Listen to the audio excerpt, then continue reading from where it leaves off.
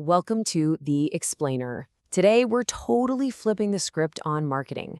We're going to stop talking about ourselves, our products, our services, and start focusing on the one thing that actually matters, your customers' problems.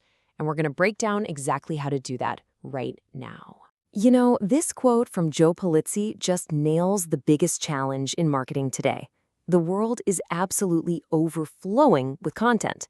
So how do you make yours stand out? How do you connect with anyone when you're trying to talk to everyone? It's a huge problem, and pretty much every brand is facing it. Yeah, exactly. That's the million-dollar question, isn't it?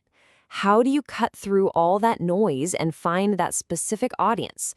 The one that won't just listen, but will actually see you as a trusted guide. Well, finding that somebody is precisely what this explainer is all about. Okay, so we've got a 5-part playbook to get you there. First, we'll pinpoint marketing's biggest mistake. Then, we'll really dig into what true pain points are, how to go way beyond basic demographics, and finally, we'll give you a playbook for making your content totally irresistible. Let's do it. All right, let's get right into it. The single biggest mistake marketers make is leading with their solution. It's so common. Brands are just so excited to talk about their amazing new product that they completely forget the most important step, understanding the customer's problem from their point of view, not yours. And that leads us right to the heart of this strategy. To really, truly connect, you've got to shift your whole mindset. It's not about how awesome your product is. It's about their struggle, their fear, their frustration. The goal here is to build awareness and trust, just by showing them that you get it. So let's get super clear on what we mean by a pain point. The most critical part of this definition is right at the end, completely independent of your product or service. This is everything. A true pain point exists in your customer's world long before they even know your brand exists. It's their reality. And this comparison just makes the difference so obvious. Look at this. The brand says, you need our new software, focusing on their own thing. But the customer? They're just sitting there thinking, I'm losing track of my inventory. See? By jumping straight to the sales pitch, the brand completely misses this golden opportunity to show some real empathy and start building a relationship. So, when you're creating this early stage top-of-funnel content, these are your 3 golden rules, your non-negotiables. Number 1, do not mention your product. Number 2, focus 100% on their struggles. And number 3, above all else, just show that you genuinely understand what they're going through. This is how you build real trust, right from the get-go. Okay, so you're focused on their struggle. Great. The next step is to understand that struggle on a much, much deeper level. And to do that, we have to look past the surface. It's just not enough to know who your customers are, their age or location.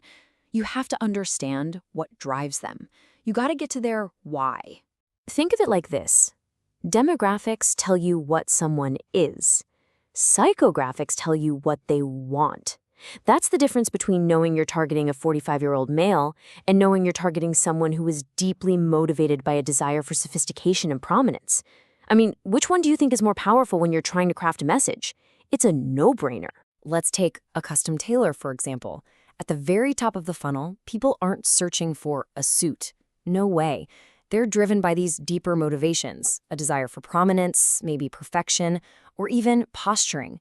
The suit, that's just one possible solution to a much deeper need.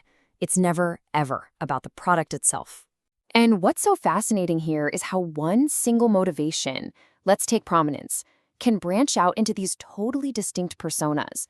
You've got the Savile Rose type who desires sophistication, then the Polo Clubbers who desire etiquette, and the Monte Carlo black ties who are all about that upscale nightlife. It's the same core motivation, but 3 very different sets of desires that are going to need totally different content. Okay, now that we get the what and the why, let's get practical. Let's talk about the how. This section is all about the specific qualities of content that truly, deeply resonates with these persona pain points. So your content really needs to check these 4 boxes. First, is it relevant to their core motivations? Does it actually help them? Does it teach them something new? Is it persuasive? In other words, do you sound like you actually know what you're talking about? And finally, Does it tap into their specific fears and frustrations? Does it connect on an emotional level? Let's watch persuasion in action with this fantastic three-part example. Imagine you're an accountant trying to reach property managers. In this first step, just by using industry terms like HOA, residential property, and tenant, the accountant is sending a clear signal. Hey, I know your business. I speak your language. It's the first step to building trust. Next, they level up. Now look at the words delinquent collections, overruns, annual due increases. This goes so much deeper. This signals, I don't just know your business. I get your specific struggles. I know what keeps you up at night. This is where you start building some serious trust. And finally, level 3, the expertise. Look at these verbs: calculating, account for, securing lines of credit. These are action words. They signal expertise. Now the message is, I don't just understand your problems, I have the subject matter expertise to actually help you solve them. Now that is credible relevance packed into a simple title. So beyond just being persuasive, you've got to be unforgettable. And one of the most powerful and kind of counterintuitive ways to do that is to use what's called reverse context. Instead of telling people all the do's, you tell them all the don'ts. And this isn't just some theory. The data is right there. The engagement on these articles is absolutely massive. Top career mistakes got over 17,000 reactions. Why? Because psychologically, we're often way more motivated to avoid failure than we are to achieve success. Talking about mistakes is a killer way to cut through the noise. Okay, so this is the final piece of the puzzle. It's time to put it all together. You've found the pain point, you understand the psychographics, you've got your playbook. Now, how do you craft an introduction that grabs your audience by the collar and just refuses to let go? Here it is, your checklist. Start with a question they can't help but say yes to. Address their fear head on.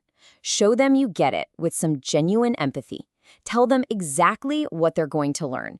And please, make sure the whole thing looks easy and quick to read. You've only got a few seconds to nail this, so every single point matters. And here's a perfect example of that empathy step in action. It's the classic feel, felt, found model. Do you ever feel nervous? That's your yes question, and it names the fear. Like many, I felt the same way. Bam. That's empathy. You're telling them they're not alone. But we found, and there's your pivot, your transition to the solution you're about to share. It's such a simple but incredibly powerful formula. So we'll end with this question. It's easy to list off your product's features. Anyone can do that. It is much, much harder and way more important to truly understand your customers' deepest fears and frustrations. Make that your starting point, and I promise you, you'll change your marketing forever.